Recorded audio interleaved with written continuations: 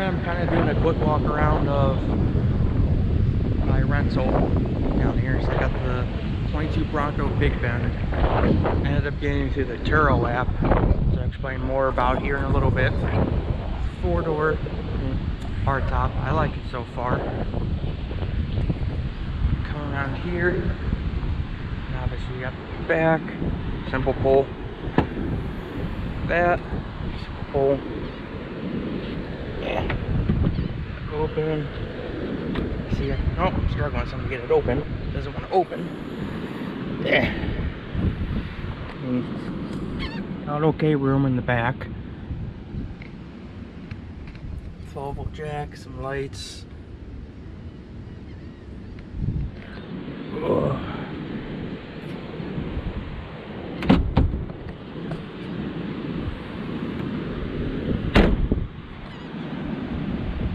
Tow hooks in the back, plus a hitch in the back. Yes, you can drive on the beaches down here like you can in Florida. Passenger side. Sorry about the wind. Antenna. Sky on the ice.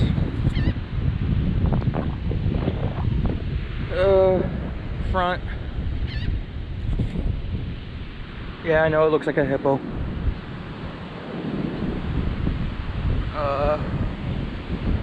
It does have keyless entry to it too. Remote start, all that fun stuff.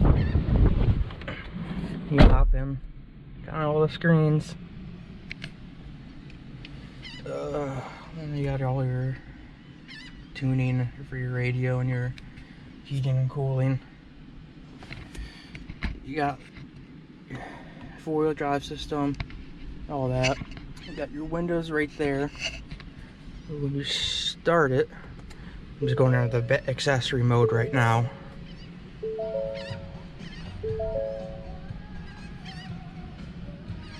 Yep. You got your radio, your screeners where all that fun stuff pops up.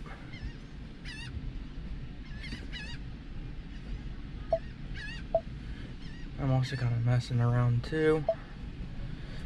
And up here at your hazard, your traction control, and then the steering control, which will essentially lock up one of the rear tires so you can do the tighter turn too. And your screen, you got your speedometer, or you got your actual analog speedometer, so everything in the middle, lane keeping, RPM, and all that. The trip I'm running right now, so I'm running at 21.1 miles since I've gotten it. It also has keeps your miles to empty on there. Right above that's your fuel tank is. And if you go here, you start scrolling down. Trip 2, average speed. It'll show your better fuel economy like that. I've been keeping on trip 1. Some of your other screens you can go to. That just shows everything I just went through. Back out. Here's some of the other things you can go to. If you go into off-road, yes, you can get your turbo boost. Because this is a turbo. I think it's the 2.3 4-cylinder turbo, but I'm not 100%. Scroll through. You got your oil temperature, trans temp, battery voltage. It's for your off-road, like whether you're in 2-wheel drive or 4-wheel drive. And then that's your pitch and roll is showing how like you're angled and everything. That's mainly for off-road use. Tire pressure, and then there's all the other gauges too in one. Go back.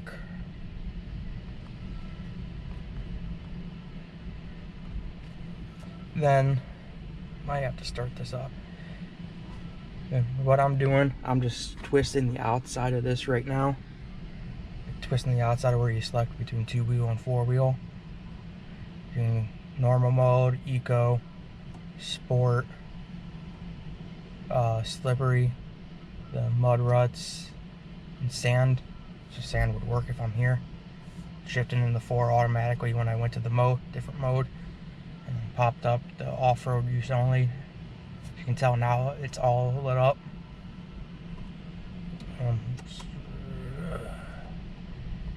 Use sport mode some, you can definitely tell about that. Been running some in eco mode. But yeah, this is more the inside. Well, it looks on the inside. So far, I like driving it.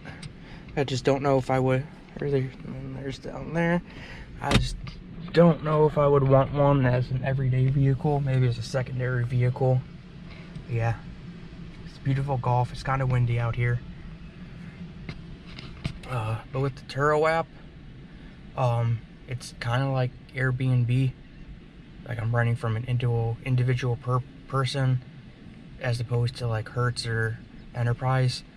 I feel like I got a little bit better deal with it, just because I got like booking it earlier, ended up getting a little bit of discount from that, and I'm having it just over 7 days, like 7 days and like an hour and a half. So I got a 7-day discount too through it. The only bad thing with Turo is you're gonna have to look at mileage restrictions. I think I've got like 200 miles a day I'm allotted, so that's 1,400 miles total, which I'm gonna be nowhere near. I mean, I got down here Saturday and it's Tuesday, and I'm only at 133 miles I've driven so far. But yeah, pickup, when I picked the vehicle up, all he did was, the host met at the airport, literally dropped it off to me in the like the passenger pickup area, and went from there. But I'll go to with how when I drop it off, I'll see how that goes. But yeah, so far it's a nice little vehicle. I'm enjoying driving it. With it too, like I'm not even trying to bother taking off the top at all or anything like that. But with the key, because it is push button start, this is what the key looks like. I got lock, unlock. The ×2 is the remote start. And one other thing I like about this, and I miss, because it's not on my Ranger, is the global windows. So if I hit like the unlock button twice and hold it on the second time, all the windows will go down. And it's the same thing if you hold the lock button, or do the same thing for the lock button. Hold it on the second time, it will close all the windows, which I really like. But yeah. Alright, one cool thing about the Bronco is that trail turning assist. All you really got to do is throw it in 4-wheel drive. Once that kicks in, you gotta hit the button right up there. And it's on. All I'm doing, turning the wheel and hitting the gas, and it's literally going in a complete circle back to where I started.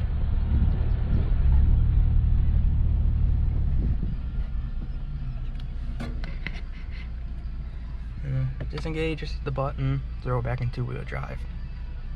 It's very easy and very useful. That's to kind of show you the circle I just made using that turn assist. They're a complete circle, tight fit.